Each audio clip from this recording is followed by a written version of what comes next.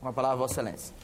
Senador Vital do Rego, para orgulho nosso, preside a sessão. Eu não poderia... Eu sei que Vossa Excelência já fez o comentário da morte do nosso querido amigo de todos nós, o Marcelo Deda. Eu encaminhei também à mesa um voto de pesar. Eu sei que, naturalmente, outros vão encaminhar. E se Vossa Excelência permitir, eu gostaria de ler o voto de pesar. Eu fui colega dele, fomos deputados juntos, parceiro de muitos e muitos momentos. Eu tinha, como tenho pela imagem dele, as ideias dele, muito respeito. Excelentíssimo senhor presidente Vital do Rego, presidente da sessão. Requeiro nos termos do artigo 222 do Regimento Interno do Senado Federal, em sessão em ata de voto de pesar, a esposa e os filhos do governador Marcelo Deda. Faleceu, como Vossa Excelência já lembrou, na madrugada da segunda-feira, 2 de dezembro, aos 53 anos, o governador de Sergipe, que estava internado no Hospital Sírio-Libanês, em São Paulo, para tratar de um câncer de estômago e pâncreas. Marcelo Deda era advogado, militante do PT, desde 1985, e conquistou o seu primeiro cargo político em 1986, quando foi eleito deputado estadual com mais de 30 mil votos. Retornou à vida política em 1994, quando foi eleito deputado federal, sendo reeleito na Câmara em 1998. Em 2000, foi, por vontade soberana do povo, escolhido prefeito de Aracaju e começou seu primeiro mandato em 2001, sendo reeleito em 2004. Deda, como era chamado, foi eleito governador de Sergipe em 2007 e reeleito em 2011 e cumpriria o mandato até 2014. O amigo e companheiro deixou uma bela trajetória política e uma lacuna que não será preenchida no Partido dos Trabalhadores. Nas redes sociais, a família postou a seguinte mensagem: o céu acaba de ganhar mais uma estrela. Marcelo Deda voou nas asas da quimera. Paz e bem. Deixamos aqui, senhor presidente, registrado não só em nome do PT, mas creio eu, em nome de todos aqueles que o conheciam, que acompanharam a sua trajetória, a sua história, esse nosso voto de pesar. E peço que ele seja enviado para a senhora Eliane Aquino, esposa, e aos filhos Marcela e Yasmin, Luísa, João Marcelo e Mateus. Senador Paulo Paim, o voto de pesar de Vossa Excelência encarna o sentimento de toda a casa. Está determinada a sua publicação. Muito obrigado, presidente. E a imediatas providências regimentais. Devolvo a palavra a Vossa Excelência. Obrigado, presidente. Senhor presidente, tivemos hoje pela manhã uma audiência pública para discutir a situação da Boate Kirs após o lamentável episódio em que perdeu a vida 242 pessoas. Fiz audiência pública a pedido dos familiares, que entendiam que providências deveriam ser tomadas para o atendimento dos familiares e a investigação devida de todos os fatos que levaram aquele fato que tirou a vida de 242 jovens, pelo menos na sua ampla maioria. Dessa reunião, senhor presidente, tivemos alguns encaminhamentos que eu passo a ler aqui, até porque sei que principalmente o povo gaúcho está acompanhando passo a passo essa questão que chocou o Brasil e o mundo. Encaminhamentos. Primeiro, vamos encaminhar ofício ao ministro da Justiça para que seja agilizado o anteprojeto de lei que regulamenta a prevenção e o combate a incêndio, a fim de que a mensagem da presidenta Dilma chegue ao Congresso o mais rápido possível. Segundo, elaborar projeto de lei para estabelecimento de uma política nacional de antídotos, prevendo o treinamento médico, fornecimento e distribuição de medicamentos e antídotos nos moldes do Sistema Nacional de Antídotos SINAT, criado em 1993. Porque disse lá a doutora que cuidou diretamente de dezenas e dezenas ou centenas de pessoas que ficaram intoxicadas, que esse antídoto só não existe no Brasil. E que foram 3, 4, 5 dias para que chegasse. Então, que a gente tem esse tipo de antídoto, no caso de incêndio, por exemplo, né, ao alcance da população. Terceiro, elaborar lei para o apoio público nas áreas de saúde, trabalho e bem social às vítimas e seus familiares em caso de tragédia. Esse, um dos advogados lá presente, me trouxe uma legislação que existe na Argentina, que eu me comprometi de imediato transformar em lei, para que a gente tenha um tipo de seguro, um fundo de atendimento aos familiares quando perdem seus entes queridos. Até porque, como é o caso, por exemplo, teve uma família que perdeu o pai, os 2 filhos, e ficou a mãe. Não tem como se manter, não tem como viver. Ela não trabalhava, porque era dona de casa. E como é que fica numa situação dessa? Quarto, diligência para fiscalizar a atuação dos poderes públicos na situação atual pós-tragédia de Santa Maria. Que a comissão vá a Santa Maria e acompanhe a situação dos familiares.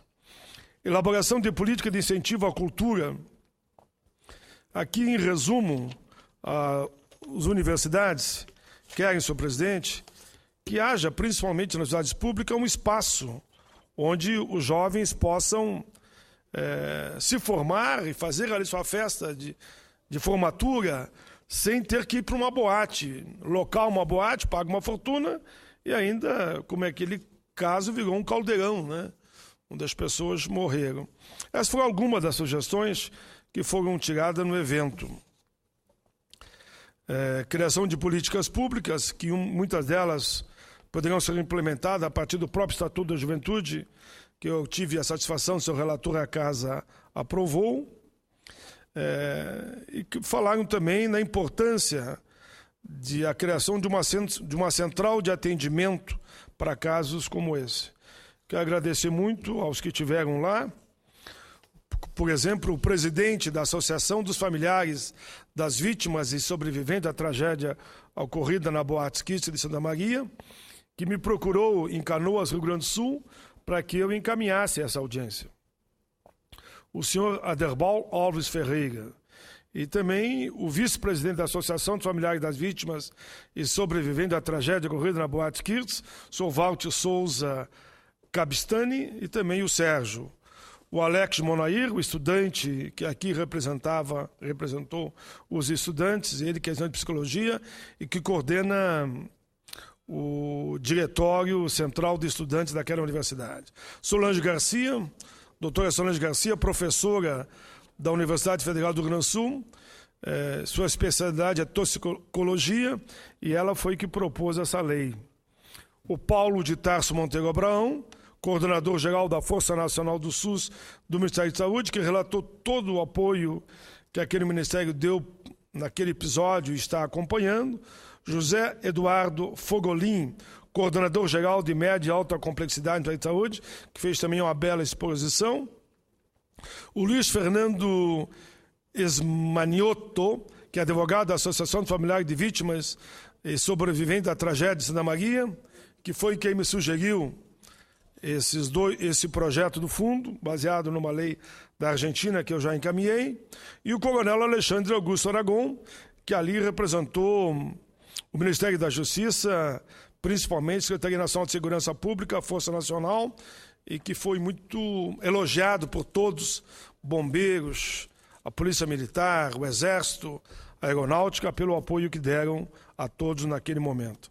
Mas, senhor presidente, como eu estava lá, presidindo aquela sessão, eu não pude vir ao plenário.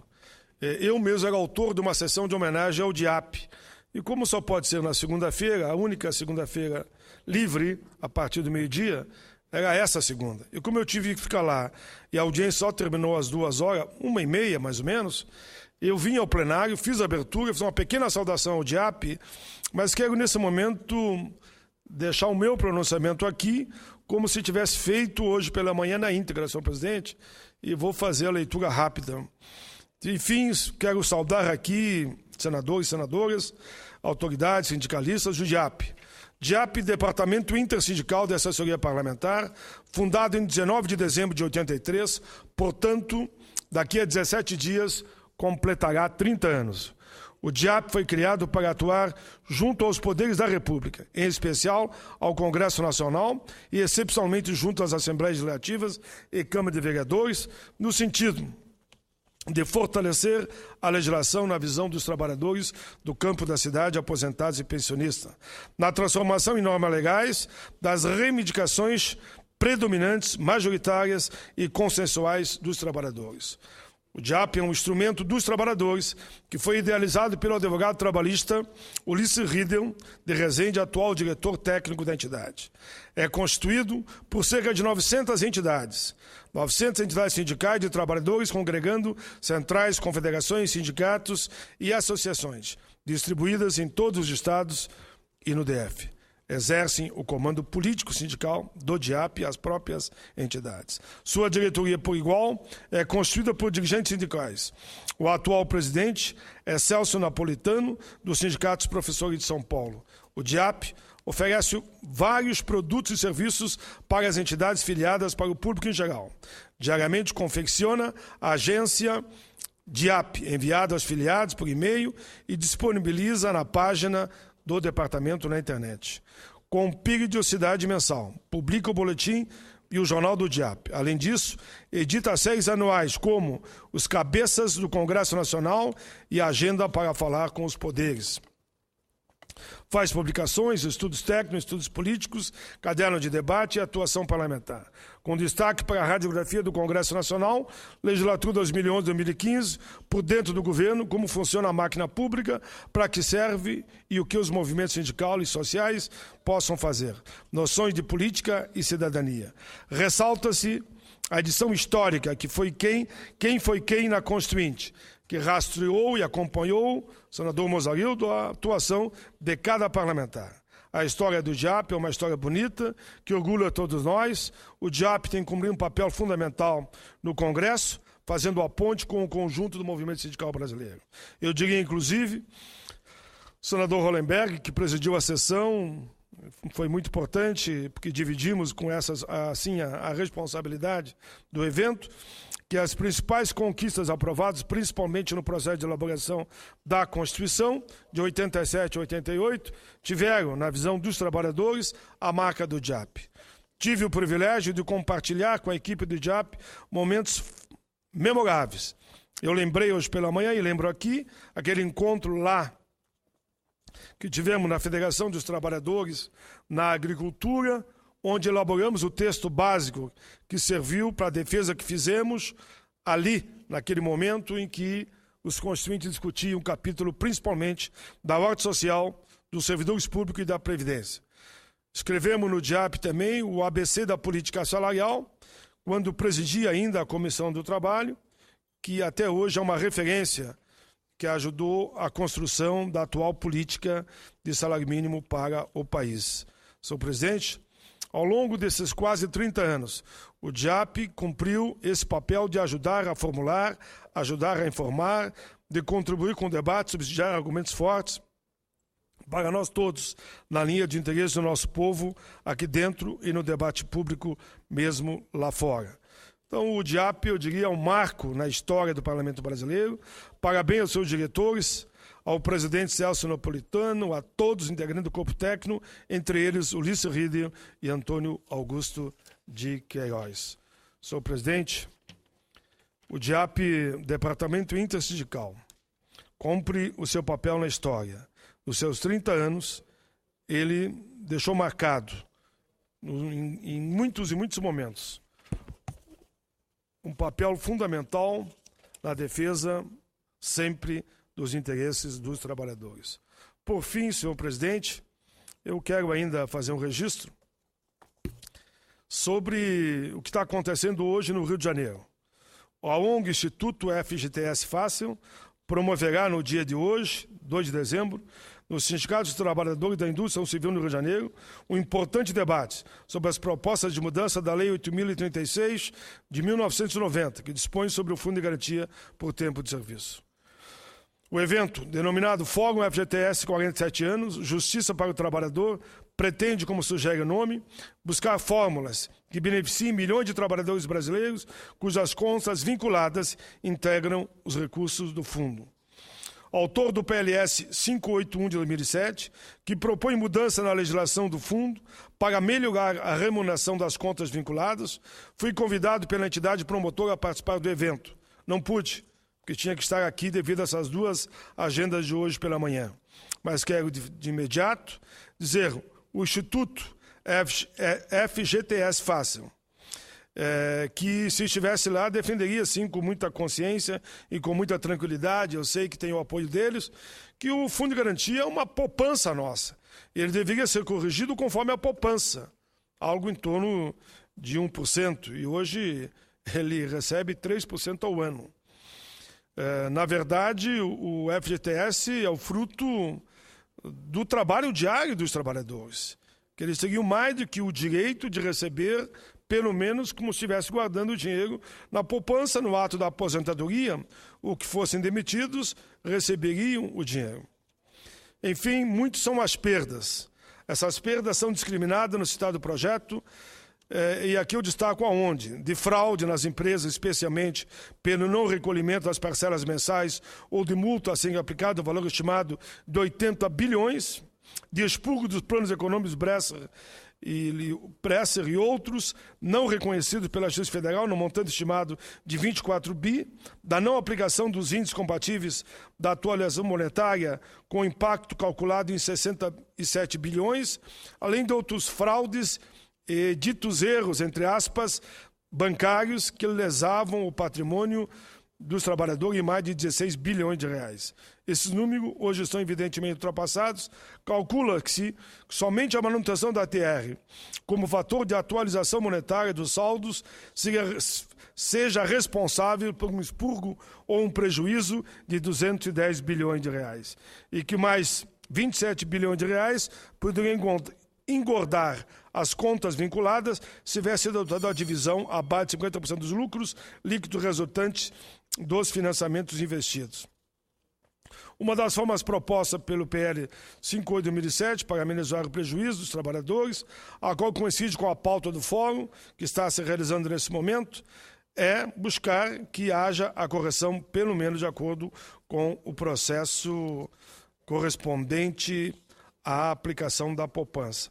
Mas, senhor presidente, eu faço aqui um longo pronunciamento, valorizando o Fundo de Garantia e querendo que ele seja considerado uma poupança do trabalhador, repito, para que ele, no momento que mais precisa, pudesse contar com esse dinheiro, que é fruto do seu suor, do seu trabalho e, por que não dizer, até de suas lágrimas, muitas vezes.